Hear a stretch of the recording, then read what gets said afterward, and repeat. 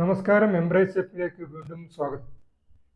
ഇന്ന് നമ്മൾ ഷെയർ ചെയ്യാൻ ഉദ്ദേശിക്കുന്നത് യു ടേൺ അടിക്കുമ്പോൾ എങ്ങനെ ഇവിടെ സാധാരണ മെയിൻ റോഡിൽ യു ടേൺ അടിക്കുന്ന കാര്യമല്ല ഉദ്ദേശിക്കുന്നത്. മെയിൻ റോഡിൽ പോകുമ്പോൾ ഒരു 4 വരി പാതയിൽ യു ടേൺ അടിക്കാൻ വലിയ പ്രയാസം എന്ന് പറഞ്ഞാൽ ഡിവൈഡറിൽ കയറി ഇവിടെ ഗ്യാപ്പുള്ള ഭാഗത്ത് ഇപ്പോൾ ഒരു യു ടേൺ അടിക്കാം. അതിനും കുറേ കാര്യങ്ങൾ ചെയ്യേണ്ടതുണ്ട്. അത് നമ്മുടെ റോഡ് സിസ്റ്റമൊക്കെ മാറേണ്ടതുണ്ട്.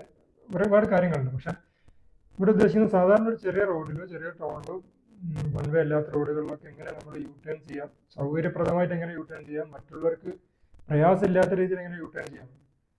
അധികം ആളുകളും കാണുന്നുണ്ടാവും നമ്മുടെ ഈ ചെറിയ റോഡുകളിൽ, ചെറിയ ടൗണുകളിൽ. നമ്മുടെ നാട്ടിലെ ഒരുവിധം നാട്ടിൻപുറത്തേക്ക് പോയ ടൗണുകളൊക്കെ 100 200 ദൂരം മാത്രമാണ് ആ ടൗൺ ഉണ്ടാവും. അപ്പോൾ ആ ടൗണിന് മുന്നോട്ട് പോയിട്ട് നമുക്ക് യു ടേൺ അടിക്കാം. അല്ലെങ്കിൽ സൗകര്യമുള്ള ഒരു വളവല്ലാത്ത ഒരു വാഹനത്തിൻ്റെ ഒന്നും പിറകിലല്ലാത്ത ഒരു സ്ഥലത്ത് പോയിട്ട് യു ടേൺ അടിക്കുന്ന സമയത്ത് പരമാവധി വണ്ടി ഇടതുവശം ചേർക്കുക.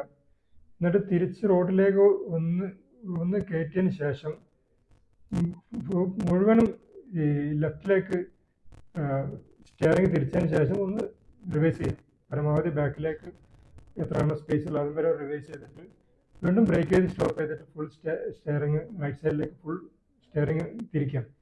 എന്നിട്ട് ആ ഒരു പൊസിഷനിൽ തന്നെ കറക്റ്റ് പിടിച്ചിട്ട് മെല്ലെ ആക്സിലറേഷൻ കൊടുത്തു കഴിഞ്ഞാൽ കുറഞ്ഞ സ്ഥലത്ത് കൂടെ നമുക്ക് യു ടേൺ അടിക്കാൻ പറ്റും. മറ്റൊന്ന്, അങ്ങനെ ചെയ്യുന്ന സമയത്തുള്ളൊരു ഗുണം എന്ന് പറഞ്ഞാണെങ്കിൽ ഈ റിവേഴ്സ് ചെയ്ത് നിർത്തുമ്പം 2 സൈഡിലേക്കും നമുക്ക് പ്രോപ്പറായിട്ട് വാച്ച് ചെയ്യാൻ സാധിക്കും. 2 സൈഡിൽ നിന്ന് വാഹനം വരുന്നില്ല. മറ്റേ തിരിഞ്ഞു നോക്കുന്ന വലിയ പ്രയാസമാണ്. പിന്നെ ഇത് കാര്യം ശ്രദ്ധിക്കേണ്ടത്, ഓപ്പോസിറ്റ് സൈഡിൽ തിരിഞ്ഞ് കറങ്ങി വരേണ്ട ഓപ്പോസിറ്റ് സൈഡിൽ ഏതെങ്കിലും വണ്ടി നിർത്തിയിട്ടുണ്ടോ, വാഹനങ്ങൾ എന്തോ കാറോ ബൈക്കോ എന്തെങ്കിലും നിർത്തിയിട്ടുണ്ടോ നോക്കണം.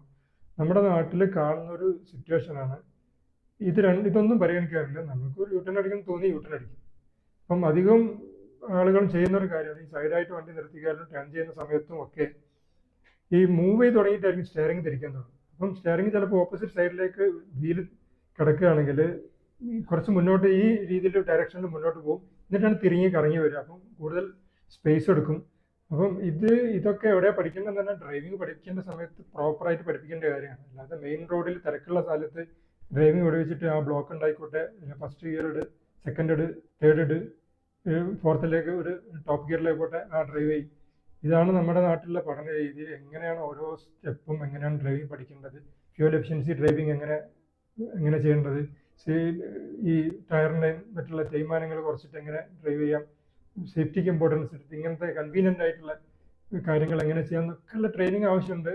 ആ ഒരു നല്ല കൾച്ചർ ഡെവലപ്പ് ചെയ്യാനും നല്ല ഡ്രൈവിംഗ് ഹാബിറ്റ്സ് പഠിക്കാനും വേണ്ടിയുള്ള ഒരു ശ്രമമാണ്. വീണ്ടും കാണാം.